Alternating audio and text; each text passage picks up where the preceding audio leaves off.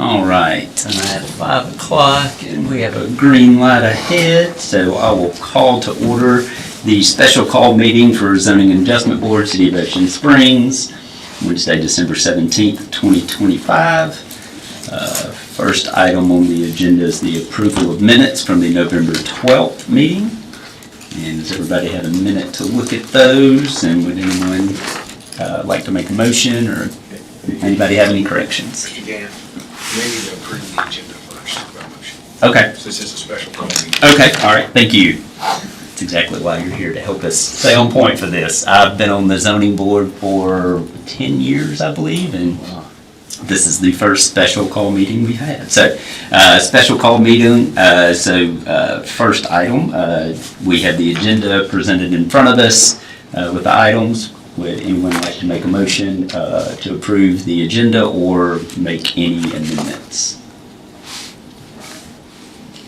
Yeah. So I'll make a motion to approve the agenda as stated in the special call meeting. Okay, we have a motion to approve the agenda as presented. Do we have a second? Second. We have a second. All in favor? Aye. All right, motion passes. The agenda is set. So first item on the agenda is the approval of minutes from the November 12th meeting. So does anybody like to make a motion or have any corrections for those?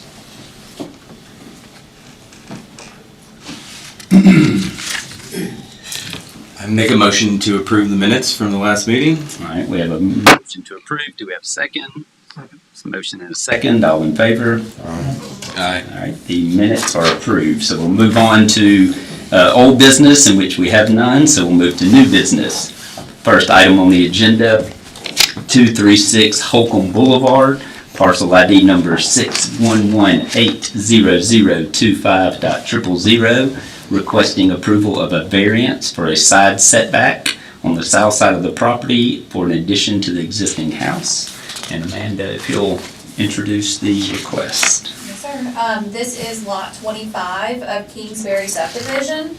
As mentioned, applicant is requesting a variance of the side yard setback from 10 foot to 7 foot 10 inches on the south side of the property. The property is zoned R2, low medium density residential. It does contain a single family dwelling.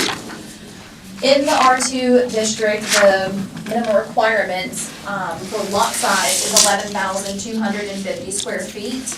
Per the recorded plat, the lot currently contains 11,550 square feet. And the minimum lot width is 80 feet per the zoning requirements. And per the recorded plat, the lot is 77 foot wide. So the property does meet the minimum lot area, but does not meet the minimum lot width. There is a picture of the recorded plat back from 1959 in your packet. The previous property owner, to also mention this, did request a variance at the August 10th, 2021 ZAB meeting for a 7 foot 5 inch side yard setback on the north side of the property. It was approved at the Board of Aldermen at the August 17th, 2021 meeting. Now, the current property owner that owns the property today did measure from his property line to the side of the house as it sits, and it shows a 9 foot distance. So, the previous property owner did not utilize the entire variance that was granted. They were granted a 7 foot 5 inch variance previously. And also to mention, as far as the public advertising goes, legal advertisement was posted in the Sun Herald on December 3rd, 2025. The Zoning Adjustment Board yard signs were posted on the property November 24th, 2025. And notifications were mailed to the adjacent property owners within a 500 foot radius on December 2nd. So the publication requirements have been met for this property. We also did not receive any feedback from the public as of tonight. All right, thank you very much. Any question for staff before we bring the applicant up? All right, is the applicant here? Okay, if you'll come up to the microphone, state your name and address for the record, please, and anything you'd like to add in addition to what Amanda introduced.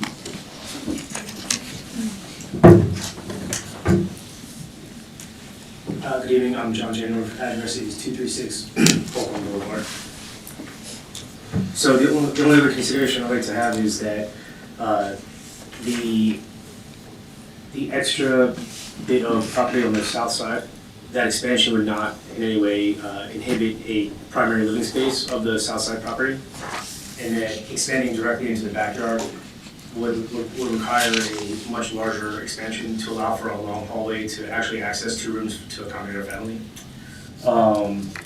If we expanded directly into the backyard additionally, we'd have to do more external demo to put a new window in the south side back room, because we would need to then demo out the 2 east-facing windows on that side, on that back room as well. So thank you kindly for your consideration. I'm open to any questions. Any questions for the applicant?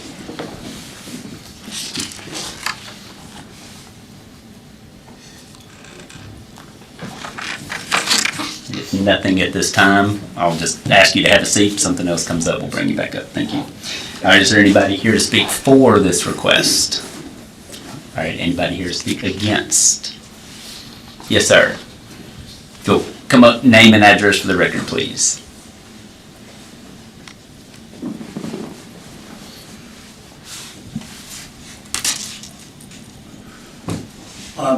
I'm Jim Sonnier. I own the adjacent property at 234 Oakland. I'm just curious, I don't know if I'm for or against, they're asking for 26 inches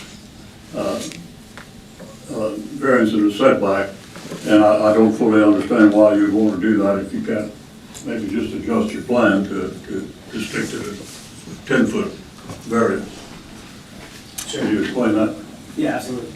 So in speaking with the chief architect, sorry. Go here. Yes, please. I used to be chairman of the planning commission.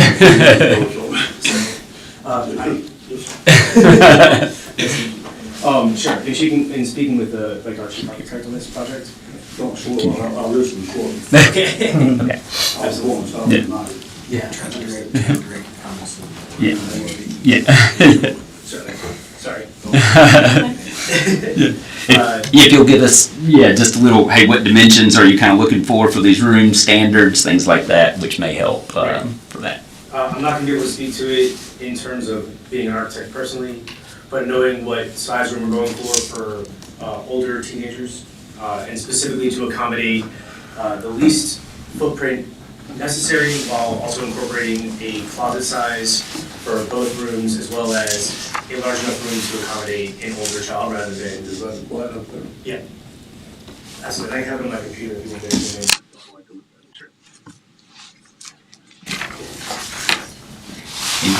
I don't know if you guys zoom in into that addition area.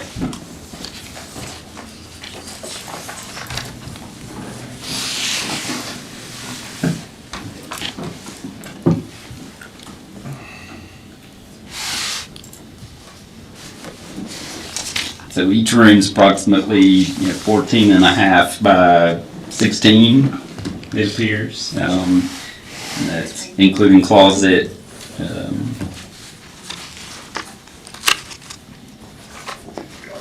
looking at it on here. Sorry, I didn't pull it up. It's on the screen too, the large screen, if you're able to see the large screen up there better. I don't know if you can zoom in maybe a little bit more and kind of center up that addition area. I can move this What are you doing here? That would be a total of 14, nope, I think that is pretty near 16 feet. Adding to the existing structure too.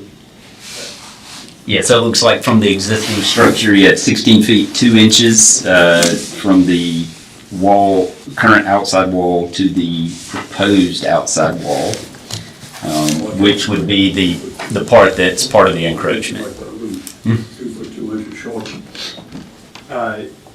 We were manipulating like what the potential, like the flow and function of each room for that age group and potentially for as they get older, and also wanted to incorporate a minimum footprint while making the closet size both width and length appropriate for the standard room there.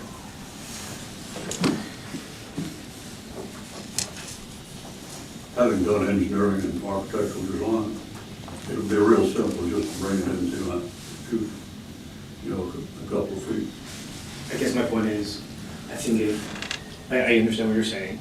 I think my point is that adding that 2.5 feet, or 2 feet really, and 2 inches, would help accommodate for a little bit more function of like what we're going for our family, if that makes sense. I think it does so in a way that's elegant and doesn't really inhibit the south side of the property so much because of the foliage and the. But it varies from a 10-foot standard. I understand. So, And I'm not sure, I'm not a building contractor, so I don't know if there's, stud spacing or anything like that makes 16.2 more of a standard than 14. I'm not gonna claim to know that. I've done engineering and civil and structural and architectural design, and have been very adaptable in complying with setback regulations and all of that. And it seems to me that it would be very simple just to satisfy the 10-foot variant situation and reduce the width of that room, those 2 rooms by a couple of feet. It'd be in compliance. Is there anything that specifically would be like offensive by having an exception to that variance? The fact is that everybody else is expected to comply, and I don't know why somebody would want a variance in a situation like that when you've only got 2 feet difference. So I guess I understand what you're saying, but I think that look at what we talk about, it's just the functionality of those 2 spaces. Yeah, I understand That's it. functionality, and the architecture form follows function. But 2 feet in either one of those rooms wouldn't make a whole lot of difference functionally. So I think it mostly affects the closet to the space itself. And so it would require probably a redesign to make it more of a standard size closet. Well, you only could reduce the closet by 1 foot. It'd be 6'9" instead of 7'9". I'm tracking. So you basically get the same amount of space. I mean, there's not a whole lot of difference there. And I don't see a point in doing a variance for that level. And it really doesn't, from my experiences of over 50 years in the business, doesn't affect function that much. Right. So with that said, I object to it. Yeah, appreciate that. Okay, thank you. And appreciate your coming up and giving your comments. Is there anybody else here to speak against this request? All right. Board discussion, questions for staff? You said you were at the adjacent lot to the north side? You would be on the north side or the south side? The south, south so where the encroachment is coming. Okay. He's to your north side. He's on the south side. Yeah. So he would be on the encroachment side.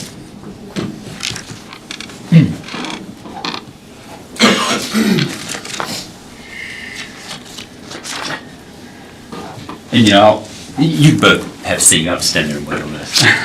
Thank you. I'll just state, Zab, we have a list of approval variance criteria, and of those 4, exceptional narrowness, shallowness of the specific property, topographical conditions, strict adherence would, place an undue hardship. And so those are kind of 3 things, that the board we have to kind of look at when trying to make a finding.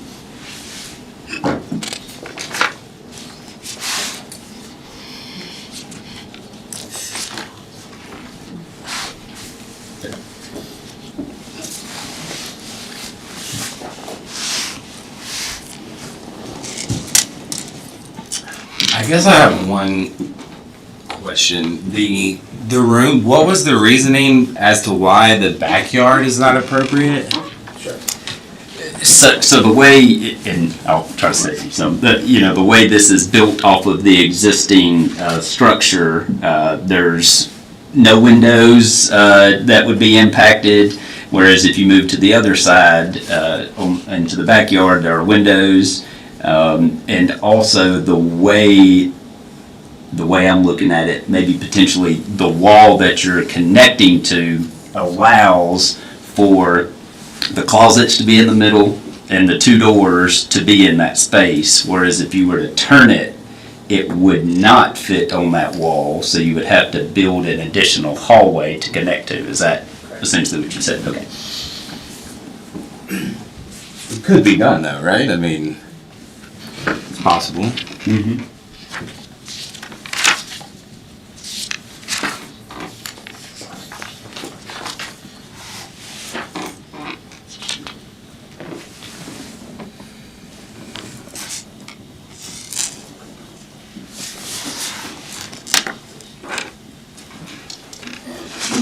Further discussion or a motion?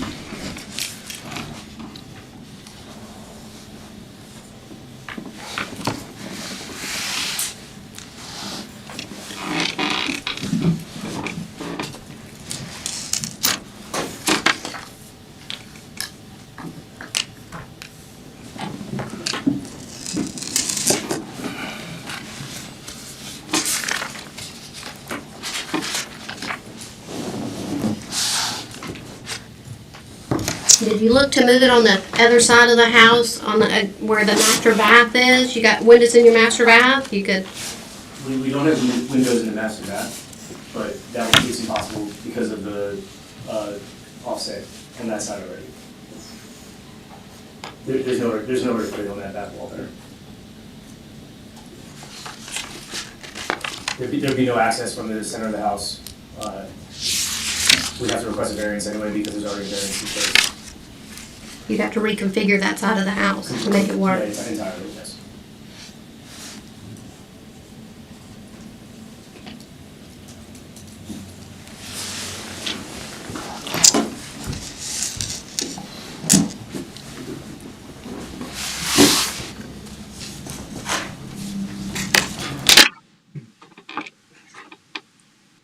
Sam?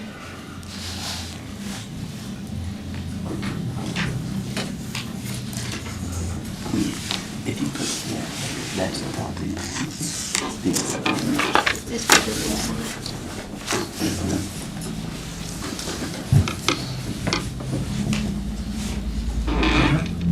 Okay. Then I'll make a motion to recommend approval of a variance for a side setback from the required 10-foot by 7 to 10-foot on the south side of the property to construct an addition on the existing house. I don't see the, I'm just, okay, you want me to read it? Where the minimum lot, where you, oh, okay, the minimum lot size width, 80 feet is not, was not met. The recorded plat states it's 77. And so, no, so therefore I recommend approval. Got that in a motion? Okay.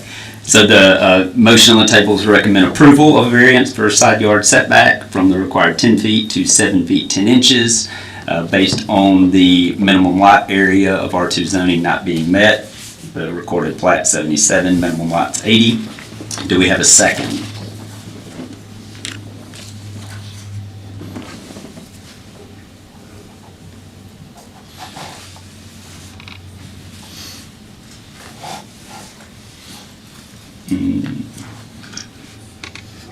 Probably not. No second.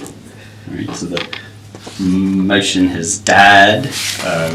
Would anyone else like to make an additional motion?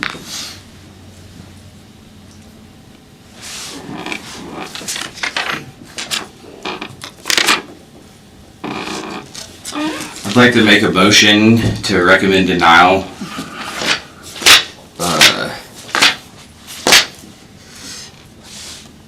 Of the variance of the setback from 10 to 10 foot, 7 foot 10 inches. All right, so the motion on the table now is to recommend denial of the variance for the side yard setback from 10 feet to 7 feet 10 inches. Do we have a second? I second. Motion and a second. All in favor? Aye. All right, the motion passes to recommend denial of the variance. So I'm off on my days because this is a special call. So this will be on the Board of Aldermen meeting on January 6th. January 6th. So if you would like to, so the way this generally works is this goes on consent agenda. If you would like to discuss that at the Board of Aldermen meeting on January 6th, let planning staff know and they'll make sure to pull it off so that you have time to discuss it. Okay? All right, thank you.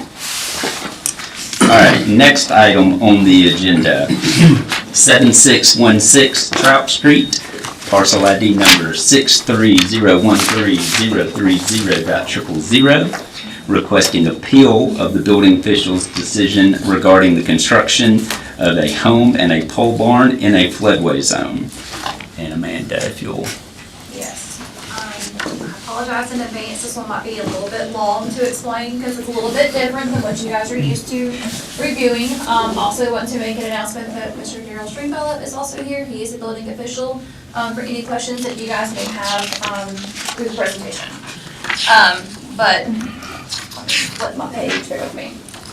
Okay, so the City of Ocean Springs adopted the NEMA Floodplain Management Bureau Flood Damage Prevention Ordinance, which is this long packet, this long ordinance that's included in part of your packet. On February 18, 2020, it's also known as Appendix A of our UDC. So all of the rules and guidelines for floodway, Darryl, correct me if I'm wrong in any part of this, rules and regulations are in this document. So per the regulations of the City of Ocean Springs Flood Prevention Ordinance, the building official determined the owner will not be able to build a proposed house, which would be a 3,889 square foot house and a 40 by 60 foot pole barn that was going to be placed in a regulatory floodway in the recently annexed area.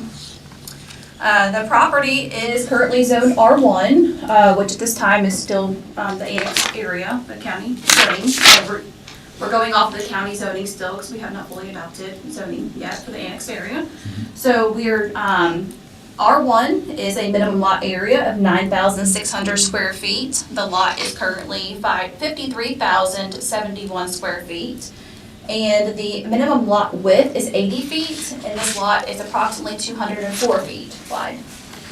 So the property does meet the minimum lot area and width requirements of the R1 zoning. The minimum setbacks of the zoning is 35-foot front yard, 10-foot side, and 25-foot rear yard. As mentioned before, the whole property, as you see in your packet on page 14, is in an AV flood zone. And if you look at the picture next to it that has the green, that green section is the floodway section. And flip the page for you. Starting on page 15 of your packet, this is excerpts from this floodplain ordinance that has to do with the floodway. So bear with me for a moment. I'm going to go through a couple of these rules and regulations that you guys, as the ZAB members, would be going off of. So on page 15 of your packet, it states that the Article 1, Section C, a statement of purpose, reads, "It's the purpose of this ordinance to promote the public health, safety, and general welfare, and to minimize public and private losses due to flood conditions in specific areas, and provisions designed to," and there's a listing of 5 items that they are being protected. Section B is specific standards for riverine zones. Number 8 details floodways. If you look at section 1 of floodways, it mentions encroachments, including fill, new construction, placement of manufactured homes, substantial improvements or other developments are prohibited. And the permissible uses within the floodway zone include general farming, pasture, outdoor plant nurseries, forestry, just to name a few of those. Article 6 of the variance procedures. So since Daryl has mentioned, that he did not building permit for the structure, now their process is to appeal his decision to you guys. So section A is where it was a designation of the Variance and Appeals Board. So the Zoning and Adjustment Board of the City of Ocean Springs shall hear and decide appeals and requests for variances from requirements of this ordinance. Section B details the duties. That you guys shall hear and decide appeals when it is alleged an error in any requirement, decision, or determination is made by the floodplain administrator in the enforcement or administration of this ordinance. And any person aggrieved by the decision of the board may appeal such decision to the Jackson County Circuit Court as provided in Mississippi Code 11-51-75. Section C, which is on page 16 of your packet, does mention variance procedures. So in passing upon such applications, ZAP shall consider all technical evaluations, relevant factors, and standards specified in other sections of this ordinance. So there's several items right here listed below. Section D, I'm going to call out the conditions for variances. Variances shall only be issued when there is A, showing of good and sufficient cause, B, a determination that failure to grant the variance would result in exceptional hardship, and C, a determination that the granting of a variance will not result in increased flood heights, additional threats to public expense, create a nuisance, cause fraud, or victimization of the public or conflict with the existing local laws and ordinances. And on the last page of the packet of my staff report, on page 17, it talks about the definition of a hardship per this ordinance. It mentions, as related to variances of this ordinance, means the exceptional difficulty that would result from a failure to grant the requested variance. The Board of Aldermen requires that the variance is exceptional, unusual, or peculiar to the property involved. Mere economic or financial hardship alone is not exceptional. Inconvenience, aesthetic considerations, physical handicaps, personal preferences, or the disapproval of one's neighbors likewise cannot, as a rule, qualify as an exceptional hardship. All of these problems can be resolved through other means without granting a variance, even if the alternative is more expensive or requires the property owner to build elsewhere or put the parcel to a different use originally intended. Like I mentioned before, Daryl is here to answer any questions pertaining to his decision of this matter. Just wanted to point out, since these rules and regulations are a little bit different for you guys from our standard procedures, wanted to go through that with you. Also to note that public notice was advertised in the newspaper on December 3rd, and signs were posted November 24th, and notifications were mailed to adjacent property owners 500 feet from the property. So all legal requirements have been met for public posting it. All right, thank you. And one thing, you said, just want to, repeat again, our duty with this specific item in front of us, whereas normally we're a recommending board, and it goes to the Board of Aldermen for final approval. This is the final approval, and the action we make can be appealed to the Jackson County Circuit Court. So just, there's no step after this. So just wanted to make that clear. The decision we make is the city stance. So, all right. Daryl, is there anything you'd like to add, or are you just here for in case we need you, or? I could, any questions? Okay. Okay. All right. Any questions for staff before we bring the applicant up? All right. And, the applicant. All right. If you would come up to the microphone, state your name. Yeah, you can at the same time. Yeah. And state your name and address for the record, please. Yeah. And if one of you wants to speak and the other one say ditto. Hello, everyone. My name is Elizabeth Miller. First, thank y'all for doing this, calling this special meeting. Address, please. Oh, for 7616 Trout Street. We are here to appeal the decision to deny the permit to build our primary residence and our pole barn. Kind of like she was saying, this is really a very special circumstance. I'll try to make this as easy as possible to understand. We purchased this property in 2020, 2021, before the city annexed any of that zone. We went to Jackson County to begin the process to build our home. We got our permit, everything was set in place. And then COVID hit. So we had to make a decision on a financial point. Do we want to still build this home and build it, 3 times as when the material supplies are costing? Or are we gonna kind of put this on pause until the cost of these materials come back down? We decided the best thing for our family was to wait until the costs came down for us to build a home that was, more affordable. In doing so, the city, and within that time, came in and annexed our area. When this happened, all of the city's ordinances were automatically adopted to our ward and specifically our property. The way the ordinance reads for the city is that there should be no interruption of land, including new construction, anything of that nature. And I can understand, and correct me if I'm wrong, there are no other properties in the city of Ocean Springs that are in any floodway, with the exception of these properties that run along Fort Bayou that have been recently rezoned. So it's not something, I'm assuming, that was kind of looked at before these properties were annexed. So when we picked the process back up again to start to build our home, we came to the city to get our permit, and we were denied, being that half of our property is in a floodway. It is also in an AE flood zone. We did kind of have a little meeting, and we've explained all of our issues. If you can see, it's really hard to see, there's a dotted line in the middle of the property, kind of dead center where the residence is going to be built. That's the floodway. So the very back half of our home would be in what's called a floodway. In doing all this beforehand, when we went to the county and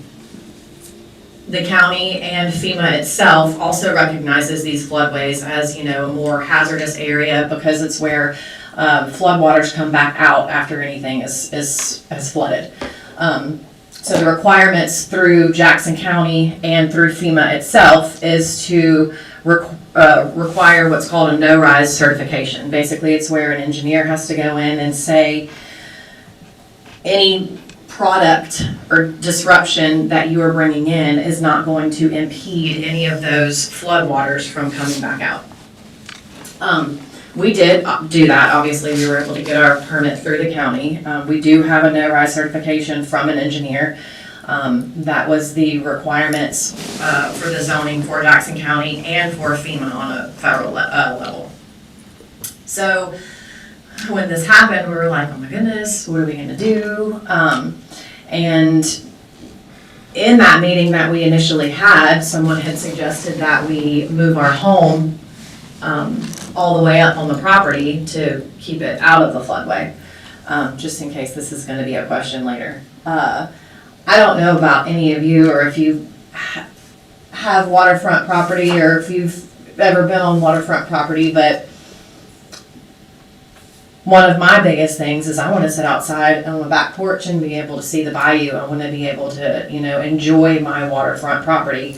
If we were to move our home, first of all, we would be right up on Trout Street. The front of our home would be at the very front of the road. And, if you would sit on our back porch, you wouldn't even be able to see any of the water, any of the bayou. So I also wanted to point out that in the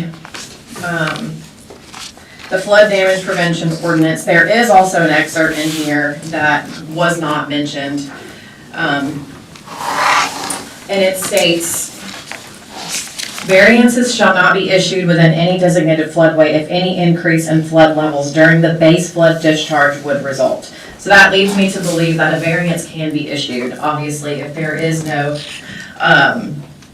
increase to the flood levels during flood discharge, which according to our engineer report, there is not. We can actually bring in like way more stuff than we are planning to. I think it was like 712 cubic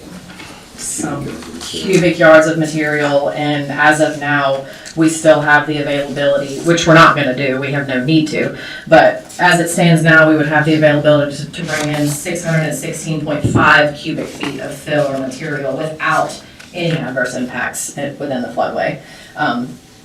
I don't wanna see my neighbors, any of my floodwaters push into my neighbors, I would never want that to happen, but with what we have here in the base flood elevation, and we're building our house up on pylons, it's like 19 feet above base flood elevation. We request that we receive a variance to be able to do so, since, we kind of have all of the things that are required, but unfortunately with the city annexing, we've kind of been adopted into those ordinances that the city's never really had to come across before. I think this is kind of a stepping stone to a larger issue. So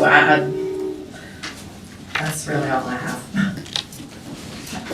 Thank you. Any questions for the applicant? I have a question.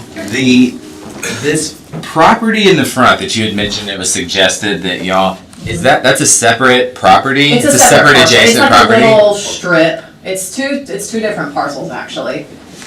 So, the regulation is you can't split a floodplain, right? So, what would stop you from a lot split right prior to the floodplain? So if you split the lot. So I addressed that already. That means I would pull my house all the way up to the steps of my house would be on Trout Street. In the back of my home. That's if you built in the very front lot. Mhm. So.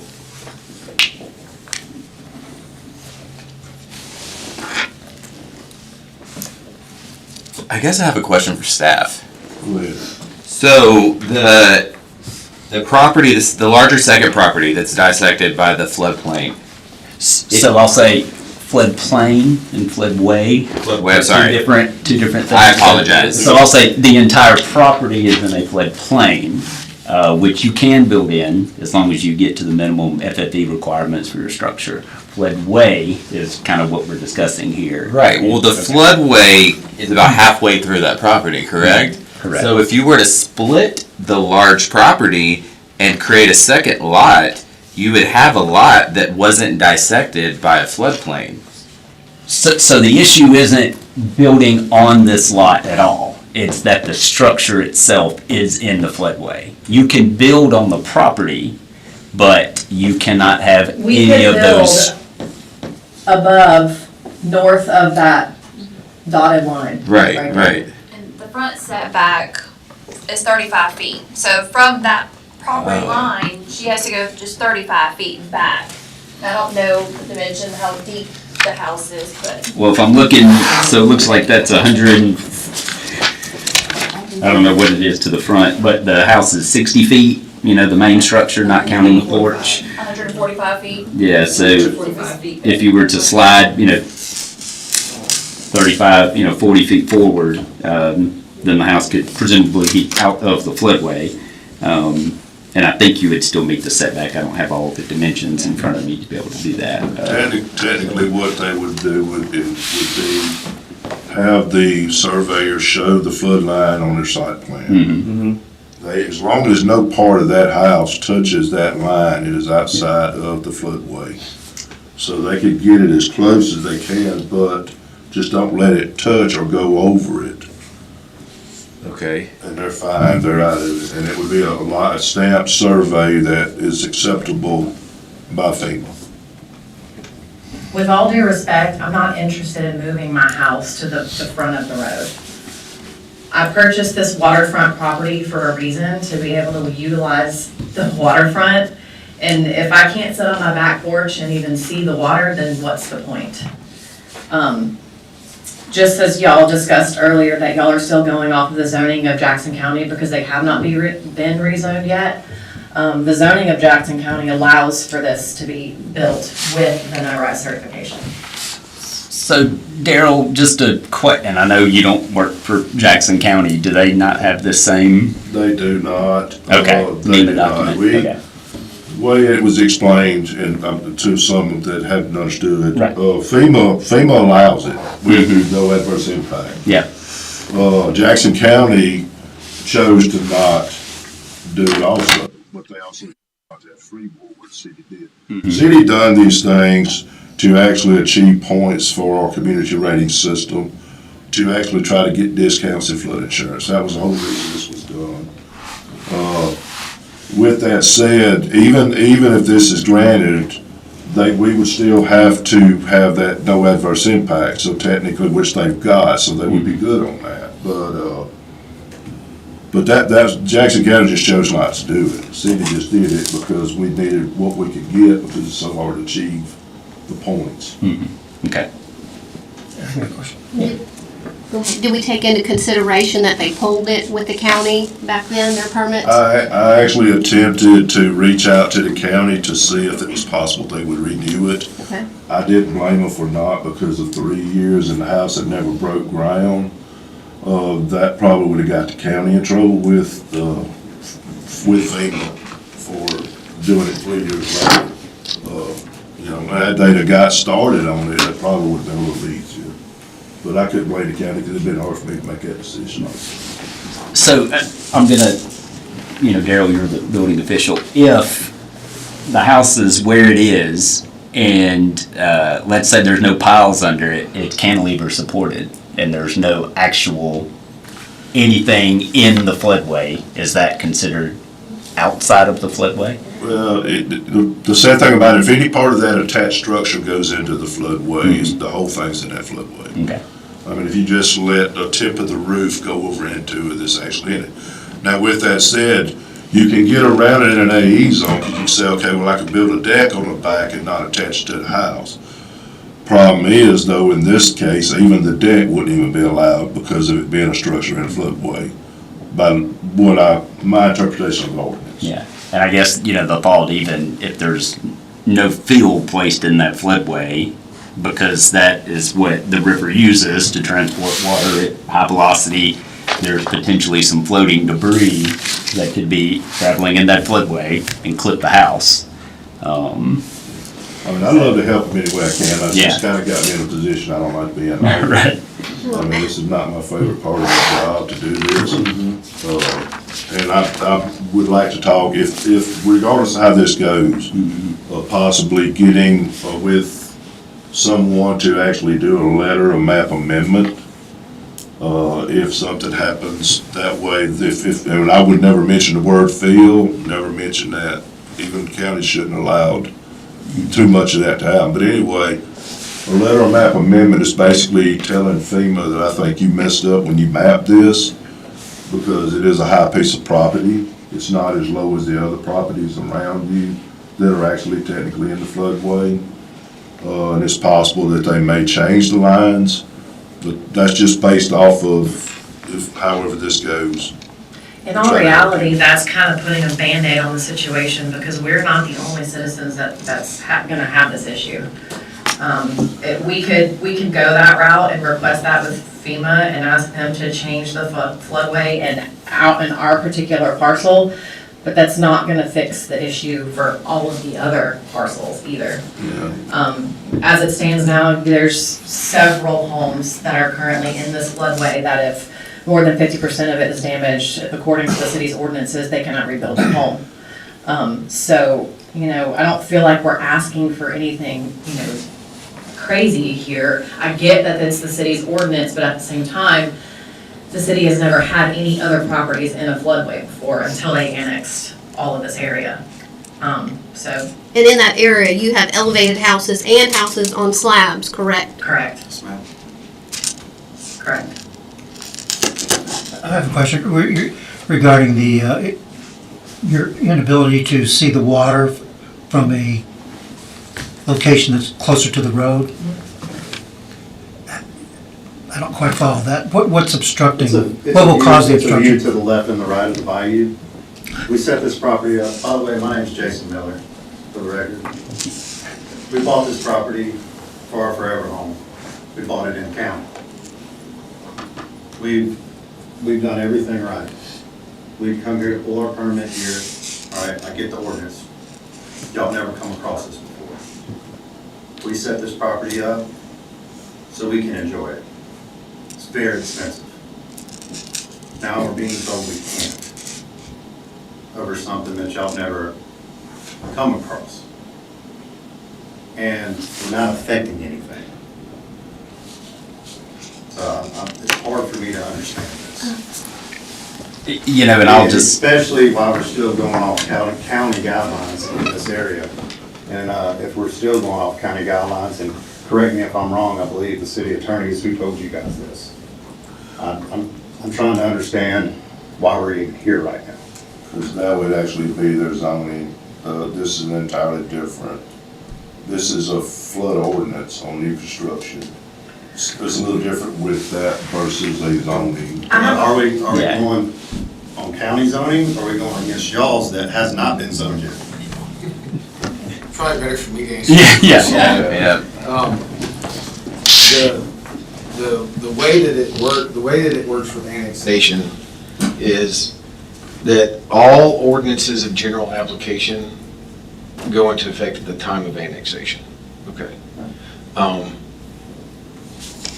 And admittedly, the city has not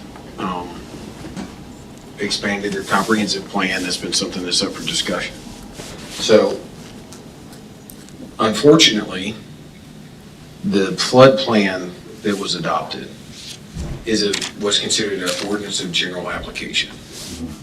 So the zoning from the county is not what's at play. It's the general application of this ordinance that applies to everybody in the city. Doesn't matter what zone you're in as far as how the property is zoned. So the reason why you're here is to present the factors to the zoning and adjustment board that comply with the various procedures, which are the 15 or so factors for them to consider. Because that's what, I didn't write it, it was adopted. So I think everybody here, including the city officials and the board, are just complying with their obligations of the law. Okay, and that's all I had. That's- To try to tell you a decision one way or the other, based on what the law requires them to do. I could totally understand if we were in fact impeding the floodway and we were causing more elevation to floodwaters, but it's not the case. And, according to the flood damage prevention ordinance, a variance can be issued.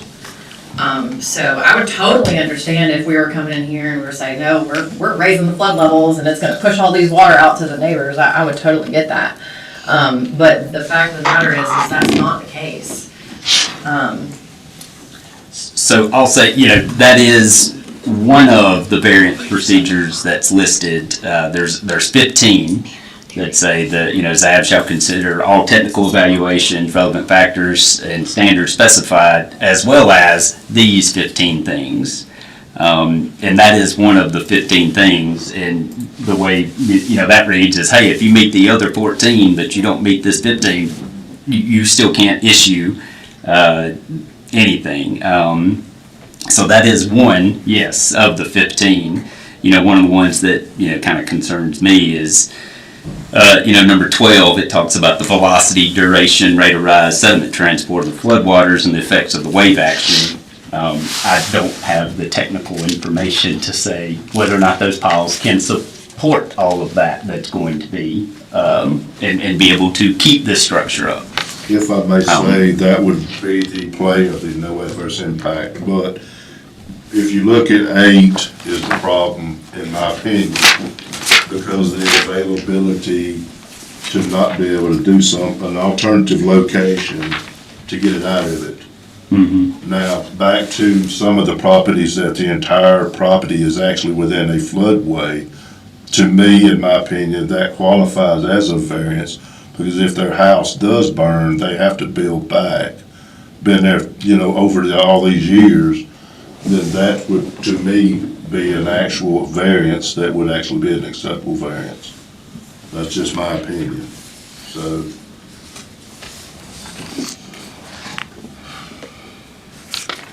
I have another question. When Daryl, when we first met, you told us that you all, y'all revisit the flood damage prevention ordinance every 5 years. The last time this was done was more than 5 years ago. So is there a new one somewhere? Is there a new one being done? usually we revisit them when we have our CAV visit, where MEMA comes in and does a full in-house audit, and then we update our ordinance at that time. They haven't done that. We probably are getting close to that. But we can actually go back and re-adopt the same ordinance and continue with it also. But would the city do that, knowing they have this many constituents with this particular issue? I probably would not. I might would not if it got to be a problem. With that said, though, the only reason I did do this was to try to help. Either way it goes, the city could lose. Let's put it that way. Whether it's a deduction and a cost rise in the insurance because of us losing the points. So the city's just gonna keep these ordinances to keep those points lower, regardless of anybody else. Losing points affect all other residents in Ocean It Springs? affects every resident that has flood insurance by 5%. Which, correct me if I'm wrong, the flood insurance rates are increasing over the years regardless. They are, but it's still helping with that 5%. We actually get a 10% with our rating. If we drop in rating to a 9, we'll drop to 5% ratings. So. The short end of this is we as citizens did not ask for this. We didn't ask to be annexed by the city. We had no say in the matter. And unfortunately, we're stuck between a rock and a hard place because of particular ordinance that the city has that, wasn't thoughtful when the annexation took place for the rest of the citizens that were being annexed. And I'll say, just on that, as the board, we have specific criteria that says, hey, these are when variances shall be issued. Those listed are, a showing of good and sufficient cause, a determination that failure to grant the variance would result in an exceptional hardship, a determination that the granting of a variance will not result in increased flood heights, additional threats to public expense, create nuisance, cause fraud on or victimization of the public, or conflict with existing local laws or ordinances. And then, the definition of the hardship from number 2. So, can I stop you right there? I do have a question about Exceptional that. difficulty that would result from failure to grant the requested ordinance. Right, so the definition of hardship that you all have, that entire paragraph does not define hardship. It defines what a hardship is not, but this does not define hardship. So that leaves it open to interpretation for you all, instead of it giving, someone like us who's trying to appeal this, a solid stance on what exactly a hardship is, not what a hardship is not.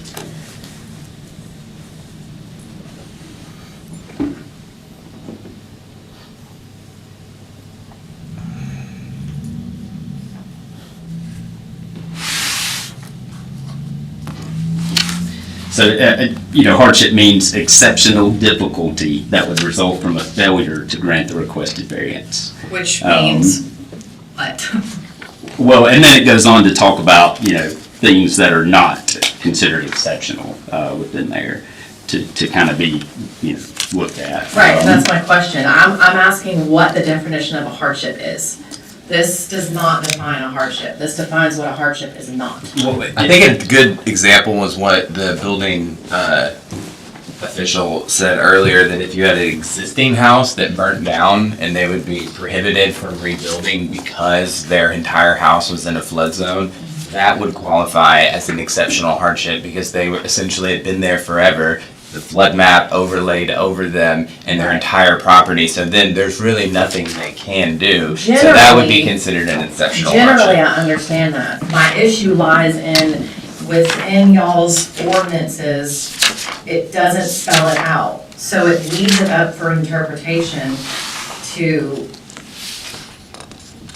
where the citizen can't benefit, basically. It's open to interpretation.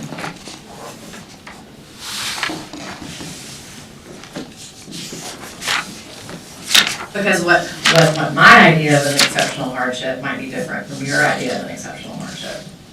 I agree. And so so the only way to move it would be within, right, close to Trout, there's no, that's all or none? Yeah, because the floodway goes across the entire middle of the property. The property to the west has a house that sits further back, and she wouldn't be able to see her bayou view if you look at the GIS mapping. There'd also be nowhere to put my pole barn either.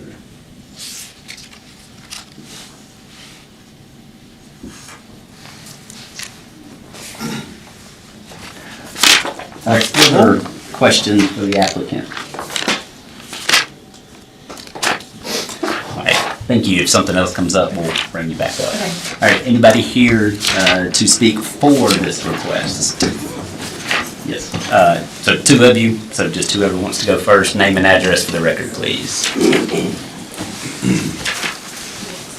My name's Cody Crane, and I'm at 7800 Trout Street, just down the street from the lot that we're talking about here.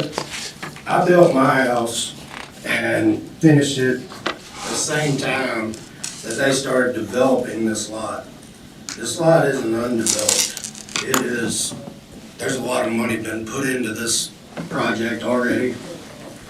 And so I finished building my house same time they were developing their lot. And my property is now in about 3/4 of this AE that Ocean Springs does not allow. I didn't build my forever home. I'm here for work and other reasons, and I've been here for 14 years now. And, I built my home where it's at and bought the property it's on, knowing that one day I'm gonna sell it and move back home and be with my family. It was an investment. And I feel like, a due hardship, if this is not allowed, the sheer knowledge of this, even Daryl, as you said, people that's been there forever, that is the hardship. If a house burns, my house is an investment for me and my family to one day move home. If this is not allowed, the knowledge of that makes my house worthless. My life savings, it's worth nothing. The bank's not gonna loan on it. I can't sell it. So, we didn't ask to be annexed. I built this house in the county for a long-term investment for me and my family to be able to move home. If this isn't allowed, my house is worth zero, and there's others here in the same situation. I just feel like by not granting this, it is impacting the community, and it's the community that didn't ask to be in Ocean Springs. We love Ocean Springs, support everything we can, absolutely. It's an amazing place. We went off the guidelines that were there at the time that we spent our money. It's different now. That's not our fault. There's no reason that they should have to move this house from where they've already built the foundation. I've been in construction for 20 years. I'm fourth generation. That's all I know. We moved blueprints off the breakfast table as a kid. It's to move this foundation to accommodate a rule that is very much in question right now in this annexed area that wasn't in place whenever the money was spent. It's not just hurting them, it's hurting the surrounding houses. They're also affected by this. And there's something that we have to be able to allow this. The general knowledge of this is gonna hurt our properties. And I'd be happy to answer any questions or rebuttals to that. But that is all I have to say. All right, thank you. Yes, sir, if you'll come up and state your name and address for the record, please. My name is Lannis Noble. My wife Kathy and I own the property immediately to the west of the Miller property, 7604 Trout Street. We bought that house 10 years ago. Before I bought it, I looked at and read all of the specifications and criteria with the Fishing Fund subdivision, which all these parcels are a part of. And the house that we bought was built in the 60s by Mr. Bob Tyler. He and his family lived there in that house until his death in the early 2000s. He also built a 7,500 square foot, I call it a barn, but it was a crab factory. Some of you may have heard of Hygiene Crab, but the point I'm making is there's a 7,500 square foot barn or crab factory on my property, which is certainly less than the pole barn that the Millers plan to build. My house is 3,400 square feet, a little less than what they plan to build. It's been there since the 60s. It hasn't impeded the flood zone or the floodway or anything like that. We bought that house as an investment. As Cody mentioned, yesterday I got a tax bill. It was $997 in taxes for the city of Ocean Springs.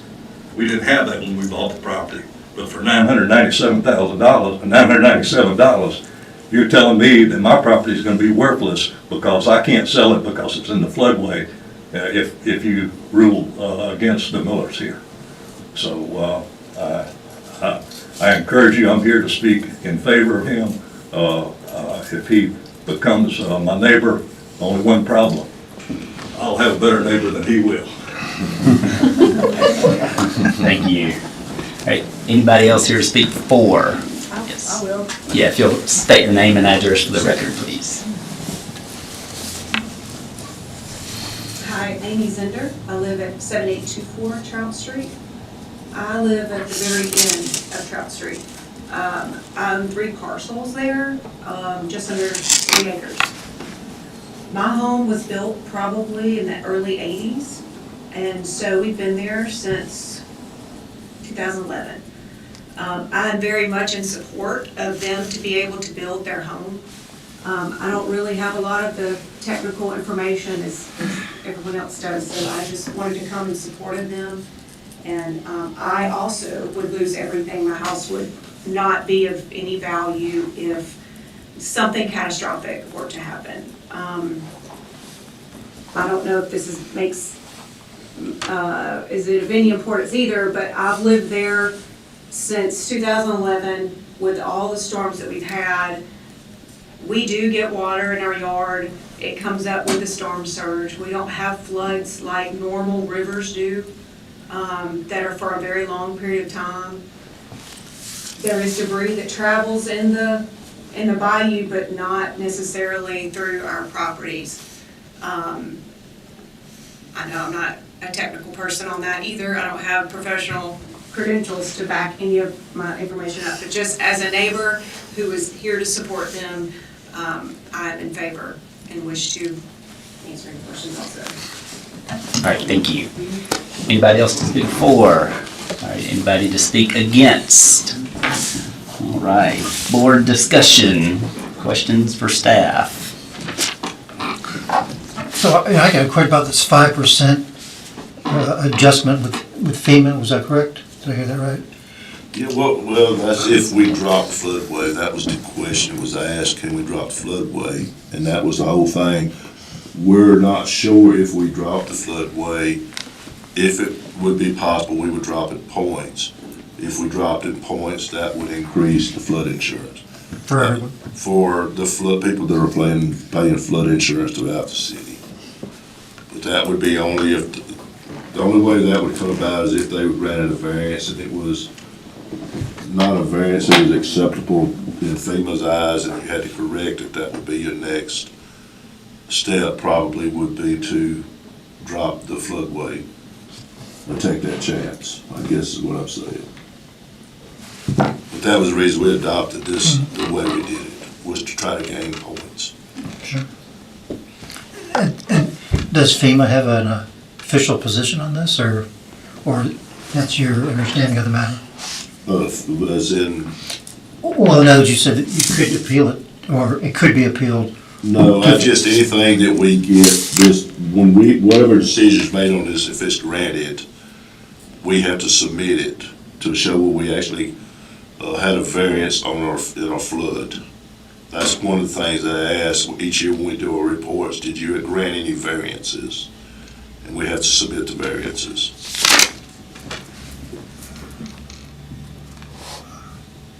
Can I clarify something? Am I going to clarify on that, what you're asking? Yes, please.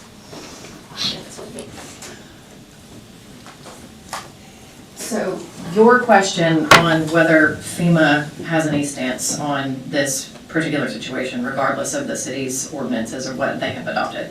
FEMA does allow building in a floodway. Like I was stating before, Jackson County allows it and FEMA also allows it. I have an excerpt here directly from FEMA's website regarding no-rise certification for floodways. As long as you have and I'll read it to you. Any project in a floodway must be reviewed to determine if the project will increase flood heights.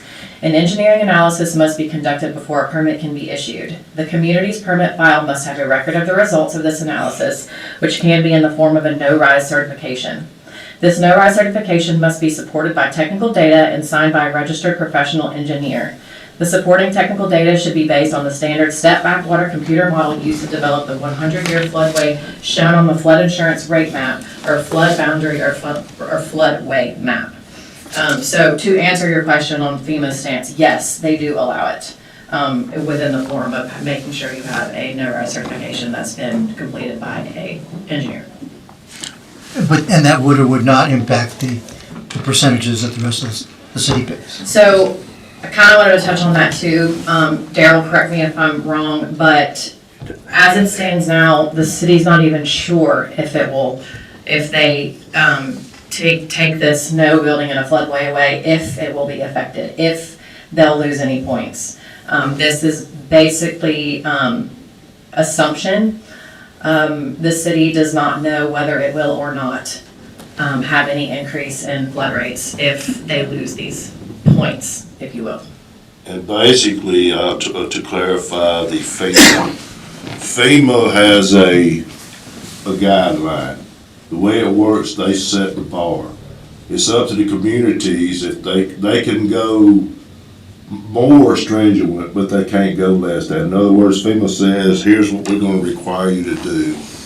If you do anything differently, it's got to be more, not less. That's why it comes into the CRS, the community rating systems. That's why they brought it out, was to encourage cities to have a stronger ordinance than what FEMA has. And that's the crazy part about it. She's right. FEMA says you can do it, but FEMA doesn't follow they don't look at their ordinance when they come in and audit us. They look at our ordinance and what we have. So like, for example, a base flood elevation, if your house was destroyed, less 50% and I had to bring you into compliance, you may meet the FEMA BFEs, but our ordinance has an additional 1.5 foot freeboard, which is more than what FEMA would require. So you would have to meet our ordinance, not necessarily FEMA's. So essentially FEMA says, here's the minimum. Right. City of Ocean Springs said, we're gonna tack on more, and this is in the middle of those. All right. And it's up to us to decide which one is it more. May I speak? Yes, sir. Name and address for the record, please. Tony Miller, 9108 Dixie Street. So for clarification, I'm actually good friends with the Millers and I'm also their builder. So as the city of Ocean Springs, prior to annexation, have we ever had houses in a floodway? Do we have any? Sure. It's possible. There's it's possible existing that houses they're in existing. the floodway. Okay. Now, that doesn't mean they were not built, and I don't know what all variances have been approved since 2020, probably none of these, but none have been constructed since the adoption of this Appendix A. Okay. So my question here At least is, without a variance. our concern is that if this variance is adopted, then we could potentially gain points and potentially pay more for flood insurance. What about all the houses that are in this annexed area that are already built in the floodway? I'm not sure how, how they come Houses in. that are already all up and down Ocean Springs Road and Fort Bayou that are already constructed. Mr. Crane, for instance, is already in the floodway. So he doesn't have a no ride certificate. Those houses have been incorporated into the scoring, correct? They're grandfathered in. That's just like having your house, there's a lot of houses in Ocean Springs that are below flood. They're grandfathered in, nothing affects them unless they 50% or more damage in that case. So how were they grandfathered in if they weren't in the city prior? Because they were already built in the floodways, they were already mapped in there. So that doesn't affect the If you pull rates? up the map, it'll show you the structures that are already there, and they're actually there. So if I think a lot of these structures were constructed, then FEMA came back and redid maps and overlaid and said, oh, you're in a floodway. So they may have been constructed prior to the floodway being overlaid onto their property. A house that's historically built in a floodway, it's not gonna negatively impact, it's already accounted into the rating. But a new building is gonna be an additional thing. So there is a distinction. I heard some neighbors concerned about their current property, but it seems there's a distinction between a new build and a historical property. And the no ride certificate that's been issued doesn't offset that? That is one of 15 criteria that we have to consider. So there's 14 other items.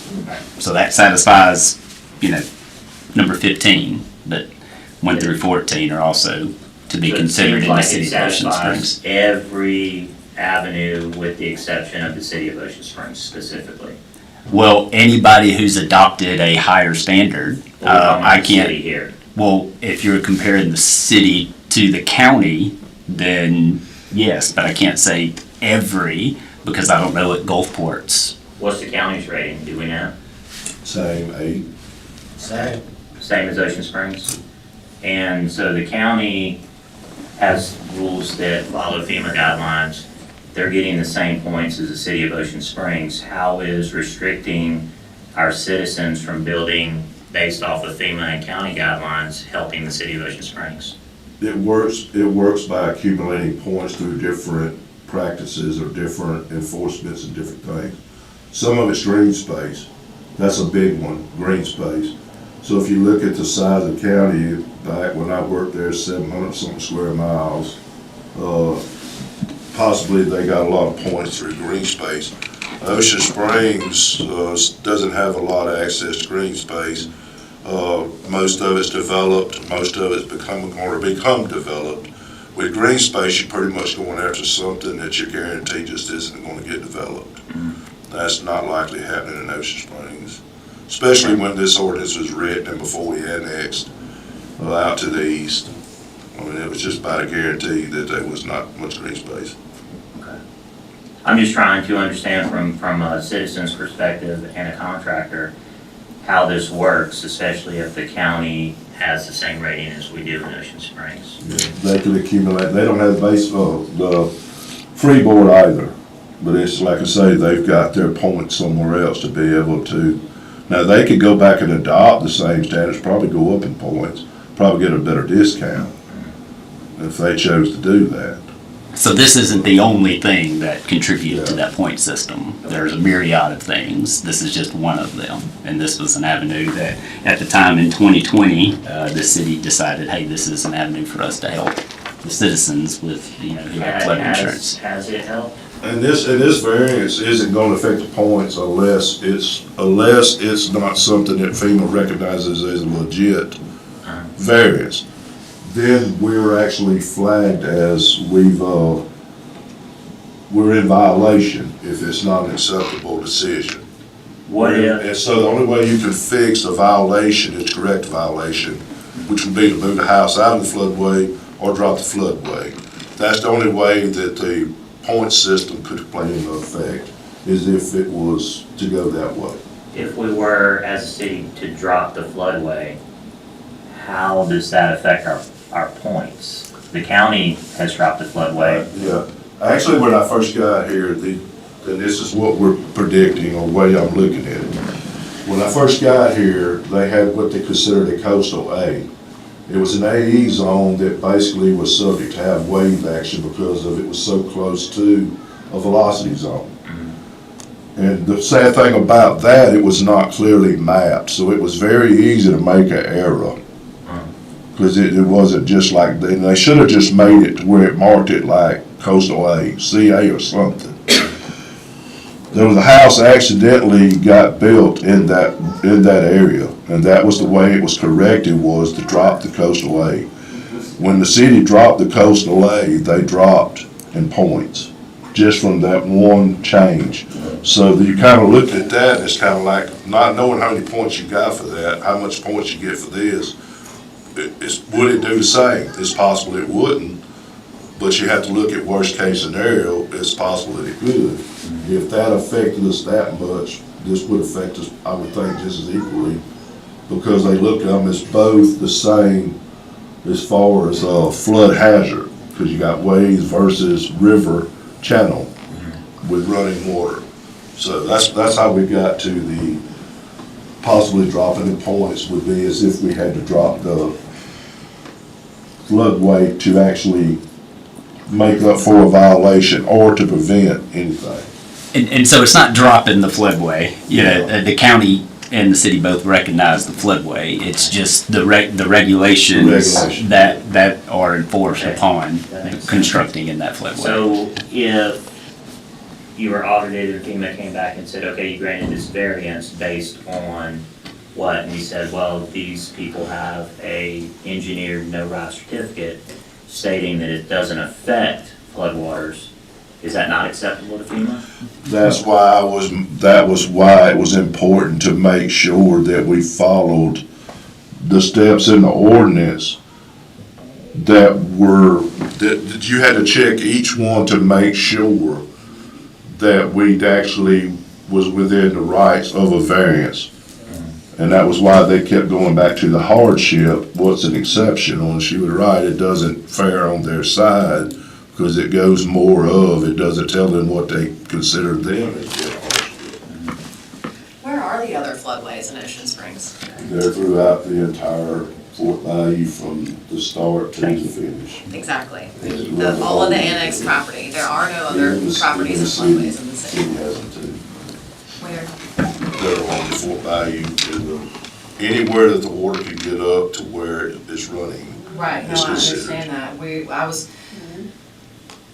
if there were floodways in Ocean Springs prior to this annexation. I would imagine Fort Bayou is subdivision, all those water properties. It's What not. we looked at, no, it's Okay, not. okay. Yeah, I guess, I didn't look, I just assumed it The only floodways in would the city be. of Ocean Springs are in the newly annexed properties. That is correct. I did not look that up, but I can. well, it is probably right, and then what it's probably based off is grade, elevation grade. Yeah, Because if the it's further it goes, the lower, west. the lower it Yes. starts dropping. correct. We are, the highest property on that road, by the way, too. And that was why I wanted to talk to you, to try to help you regardless.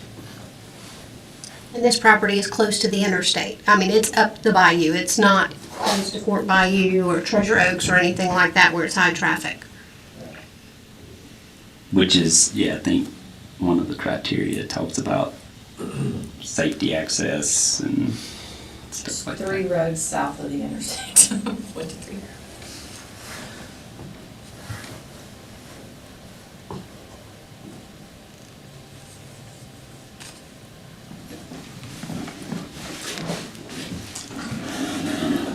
So as I'm looking, there appear to be, there are several properties in that Fort Bayou area that all touch the floodway. That doesn't mean the structure is built in there, but those parcels touch the floodway. That floodway does go all the way out. Mine touches the floodway, I'm on Dixie Street. But the further you get down into where the city of Ocean Springs proper used to be, you won't find any. It's all annexed. It's all of us.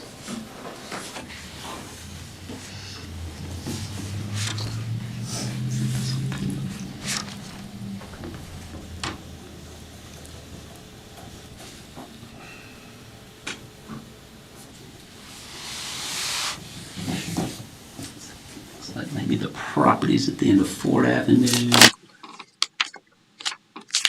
Maybe Cove Avenue. So it's not non-existent in the city of Ocean Springs. It wasn't, well, obviously it's not now, but it wasn't before the annexation either. Dwellings.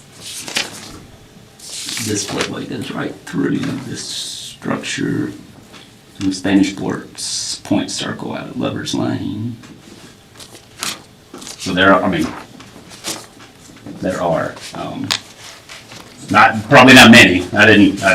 My phone's not loading fast enough to keep up with everything going, but. All right, so further staff discussion or board discussion. I'll just state we have a set criteria to review and go by that we need to make, be thinking of when we make any potential motions. So, would anyone like to make a motion?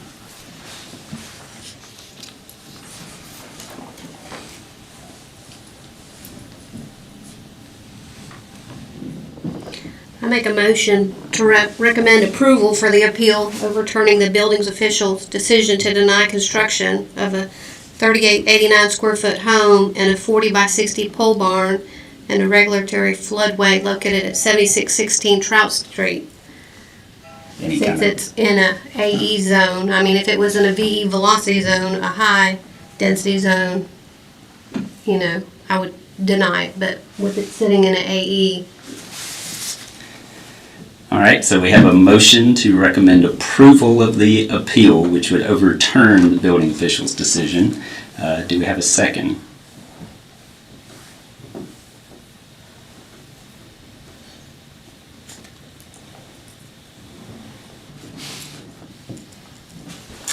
All right, but no second, motion dies. So would anyone like to make another motion?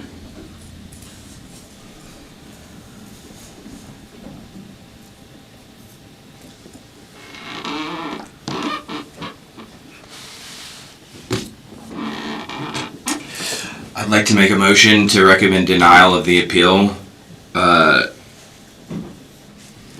upholding the building official's decision to deny construction of a 3,889 square foot home and a 40 times 60 pole bar in a regulatory floodway located at 7616 Trout Street. All right, so the current motion on the floor is to recommend denial of the appeal, which would uphold the building official's decision. Do we have a second?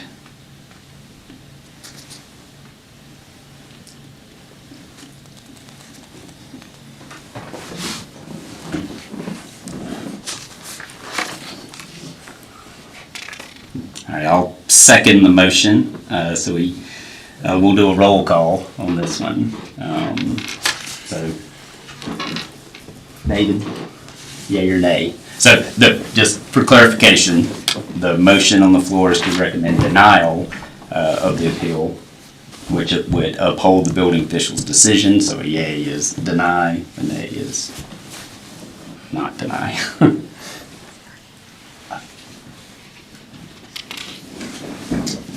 Did you hear me, David? Yeah. Okay, wanted to make sure, yeah. I still, You can, abstain is an option, abstain is an option. yes, I think right now, I just don't, I don't feel like I have enough information to understand. I can't, how many homes are there in this annexed area that were grandfathered? So can we discuss this while a motion is on the floor? I think you probably need to vote on the motion, but for consideration, you can,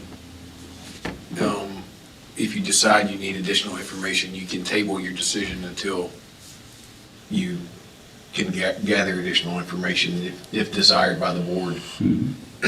And to consider your, I would recommend that the board consider whatever decision they make, that you make some specific findings as to the factors to be considered because of the ability of the Millers to appeal to a judicial body who reviews the record, and that's generally all they review is the record of the proceeding. So whichever way you go, that some specific, a specific determination regarding the factors, I think would probably be appropriate for the board to support whatever decision, for making decision whichever way you decide to go.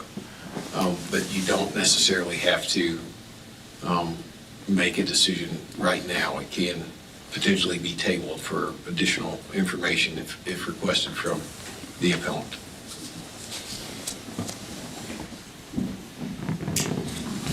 But right now, you have a motion and a second. Right, yeah, so we got it. On the table to go with, to approve or to deny Recommend the denial, appeal, yeah. which would affirm the building official.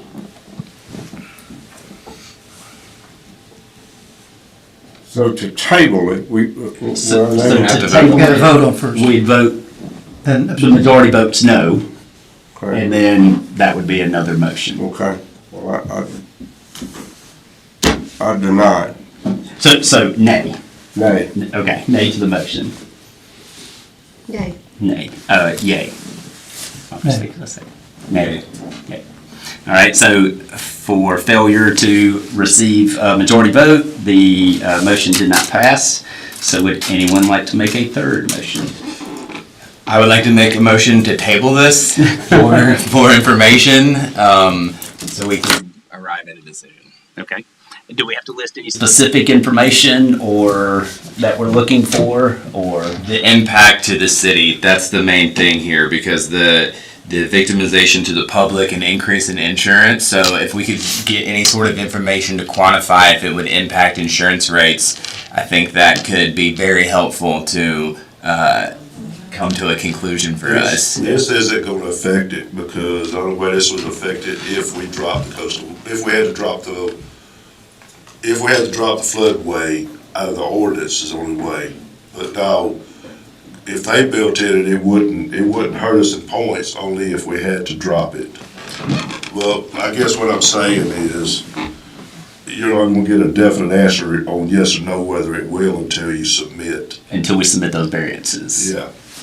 So they could, so number 8 was your hang up, and it seems to be kind of mine, the availability of alternative locations. So if they review our findings and they see that the property could be moved up, would it be possible that they could call this improper due to there was an additional place for them to build?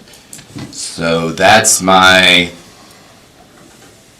concern here. I mean, I guess we share the same concern there, and I have a lot of sympathy. I would just like to say We didn't ask for any. yeah, you didn't ask for any of this. I wasn't for annexation, but This is ridiculous. I completely agree. But we have to work within, if Framework. yes, and like there does seem to be like I would hate for FEMA to come back and overrule us on what he advised us they would because there does seem to be some credibility So to let me that. ask you this, so all of these. So I'm sorry, just trying to follow protocol because we have a motion on the table. A motion to Motion Table. to table, motion on the table to table this. And my, I guess, question is, do we need to say specifically what we need? Because if we just say additional information, is it, the city doesn't know what we're asking for, the applicants don't know what we're asking for? I think that it may be, and I'm not trying to sway anybody, just but by looking at the ordinance, that maybe any additional information that could be submitted regarding the 15 factors, either by the city or by the millers, if they can supply information in support of their position regarding the 15 factors, which would maybe help y'all make a decision, would probably be an appropriate motion if that's what you would like to do, regardless of whether it's, additional information regarding factor 3, 6, 5, whichever ones, whichever ones y'all feel. And it would give them the opportunity to address specific concerns that they may be able to support better, or specific concerns that you have.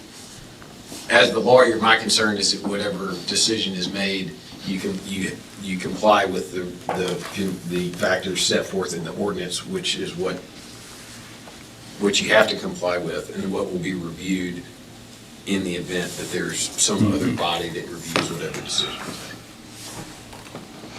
So is that what you said? Did you say appropriate or inappropriate? Such a motion would be appropriate or inappropriate? I think a motion would be appropriate if phrased for the opportunity to, table it for the opportunity to receive additional information concerning the 15 factors listed in the ordinance in section C. 6C. So it's your motion? Yes, yeah, I guess the, can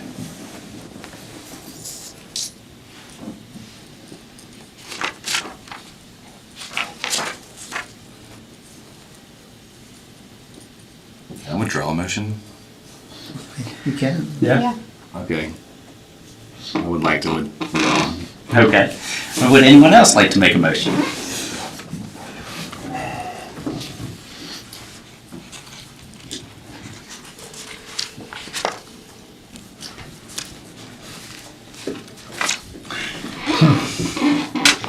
So I'll try. So make a motion that this request be tabled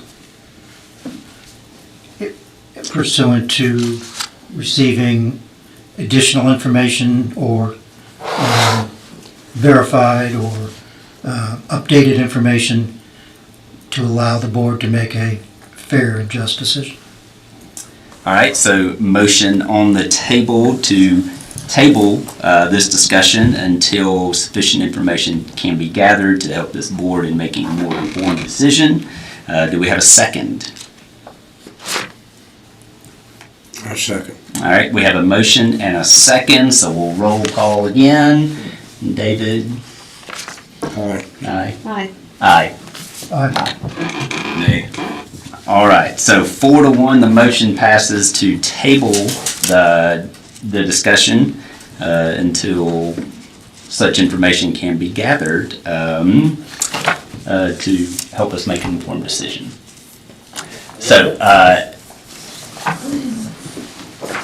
so thanks everybody for coming out tonight and talking about this thing. So next item on the agenda is audience request. Would anyone else like to come back up and address the board? All right, if no other audience. Yes, sir. In regards to the rest of the properties. In the garden, you know, Cody Crane, 7800 Trout Street, sorry. So, as Libby said earlier, Miss Miller, this is a stepping stone to a bigger problem. What about the rest of us? I need the paperwork to fill out, so we're back in here again this time in 2032. What about our properties? So the, existing properties, nothing changes, and let me, speak for you, Daryl, or anything I don't need to say, Mr. Harris. But any future properties will have to go through the same process, assuming this is still the process that the city has. Existing properties that if are 50% damaged cannot be rebuilt, they're unmarketable. You would do the variance at that point. Correct.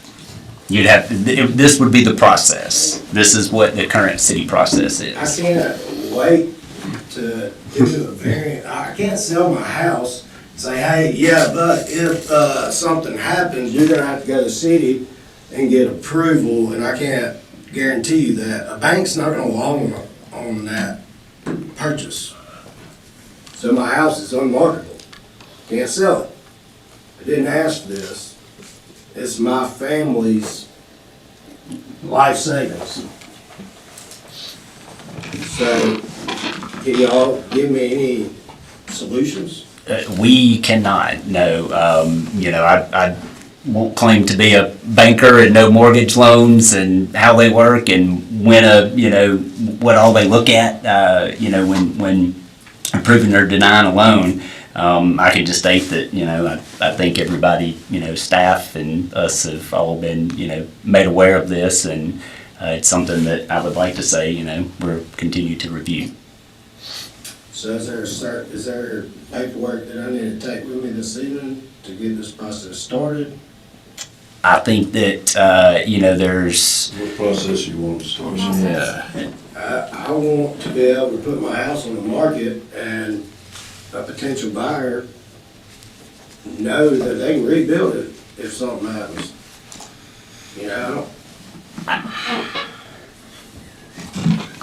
It's built in the county. Yeah, there's no kind of paperwork, but like I said, I think the right people to know about this and what it may impact are in the room, so. It's a case by case basis. Yeah. When you talk about a hardship, you putting a hardship on us adjoining property owners. All right, so we got somebody up here talking, so just one second.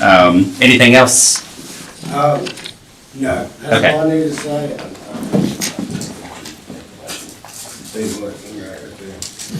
All right, anybody else like to come up and address the board? Yeah. I wanna know who's gonna. Well, if you'll come up here and name and address for the record, so that we can hear you on the microphone. Tony Miller again, 9108 Dixie Street. Is there a process for requesting the city review this ordinance?